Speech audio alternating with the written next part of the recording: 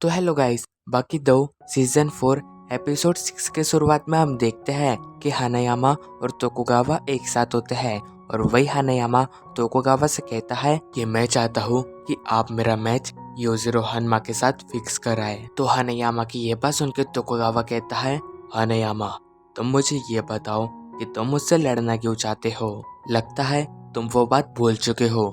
जब तुम 15 साल के थे तब तुमने बाकी के साथ लड़ाई की थी, लेकिन उसके बाद योजिरो हन्मा ने तुम्हारी किस तरह धुलाई की थी।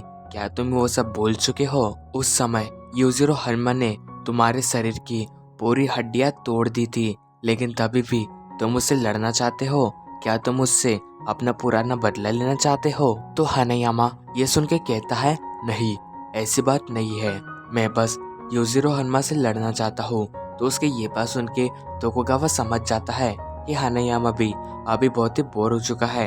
वो अपनी बोरियत मिटाने के लिए योजिरो हन्मा से लड़ने के लिए तैयार है। तो अभी सीन शिफ्ट होता है। हम देखते हैं कि मुसाशी की बॉडी रिकवर हो चुकी होती है, लेकिन उसमें जान नहीं होती है।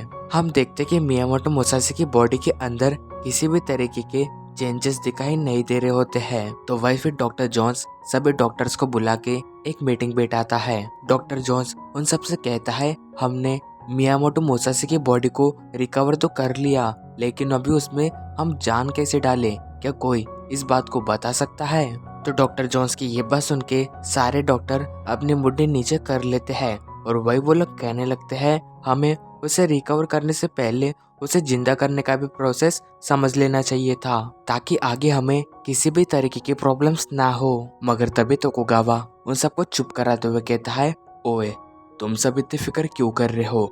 मैंने इसे जिंदा करने के बारे में सोचा है, तो मैंने सब कुछ सोचा होगा ना। और मुझे ये बात भी पता है कि मियामोटो मुसाशी की बॉडी को कौन जिंदा कर सकता है। वो और कोई नहीं बल्कि मेरी बहन साबुको है। जिसके बाद सीन शिफ्ट होता है। हम देखते हैं कि कुछ लोगों ने एक औरत से मिलने के लिए बहुत बड़ी लाइन लगा के रखी होती है। वो लेडी और कोई नहीं बल्कि तोकुगावा की बहन साबुको होती है, जो एक तांत्रिक होती है। हम देखते कि सब लोग अपना फॉर्चून जानने के लिए उनके लिए लाइन लगा के रखे होते हैं। फिर तभी एक पर्सन साबुको से कहता है, मैं उस पॉलिटिशियन से बात करना चाहता हूँ जो कुछ समय पहले मर चुके हैं। तो अब हम देखते कि साबुको मेडिटेशन करके उस पॉलिटिशियन के सोल को अपने बॉडी के अंदर लाती है, जिसके बाद साबुको की पर्सनैलिटी पूरी चेंज हो गई होती है।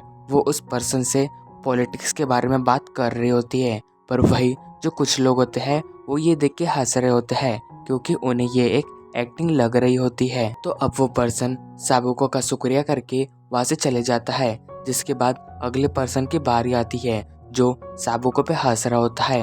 वो पर्सन साबुको से कहता है, मुझे तो तुम्हारा ये सब एक्टिंग लग रहा है, लेकिन मैं तुम्हें टेस्ट करना चाहता हूँ। तो मुझे ये बताओ कि मेरे जो डैड मर चुके हैं, तुम उनसे मेरी बात करवा सकती हो क्या?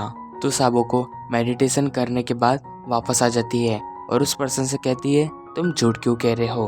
तुम्हारे डैड तो जिंदा है ना? तो वो पर्सन कहता है, नहीं, तुम गलत हो, वो कुछ समय पहले मर चुके हैं। वही उसकी ये बात सुन के साबुको फिर से मेडिटेशन करने लगती है और उसके फादर के सोल को अपने अंदर लाती है और उसे चिल्लाते हुए कहती है, तुम यहाँ पे क्या कर रहे हो? तुम्हें पढ़ाई करनी चाहिए ना। तो साबुको की ये बात सुन के वो पर्सन कहता है, अब मुझे समझ चुका है, तुम फेक हो, क्योंकि मेरे डैड मरे नहीं है बल्कि वो जिंदा है। और ये कह के वो वहां से चले जाता है और वही सारे लोग उसे देख रहे होते हैं। तो अब सीन शिफ्ट होता है। हम देखते कि वो पर्सन अपने डैड के साथ होता है। वही उसके डैड उससे कहते हैं, पता नहीं क्यों आज मुझे बहुत ही अजीब लग रहा था और ऑफिस में मैं एकदम से बेहोश हो चुका था। तो अपने डैड की ये बात सुन के वो पर्सन कहता है, अरे ऐसा क्या हुआ था आपके साथ? तो उसके डैड बताते हैं, पता नहीं, लेकिन जब मैं बेहोश हुआ था तो मुझे ऐसा लग रहा था कि मैं तुम्हारे सामने हूँ और तुमसे कह रहा हूँ कि तुम घर जाके पढ़ाई करो। वही मैं तुम्हें सब लोगों के सामने बहुत ही डांट रहा था। तो अपने डैड की ये बात सुन के वो पर्सन समझ जाता है कि वो लेडी जो भी कह रही थी वो सच था। अब वही हमें पता चलता है कि साबुको मरे हुए ही नहीं बल्कि जिंदा लोगों की सोल को भी अपने बॉडी के अंदर ला सकती है। और ये कहती तो अब सीन शिफ्ट होता है और हम साबुको को उससे बिल्डिंग के सामने देखते हैं जहाँ पे वो एक्सपेरिमेंट हो रहा होता है। और इसी के साथ हमारे ये एपिसोड एंड होता है।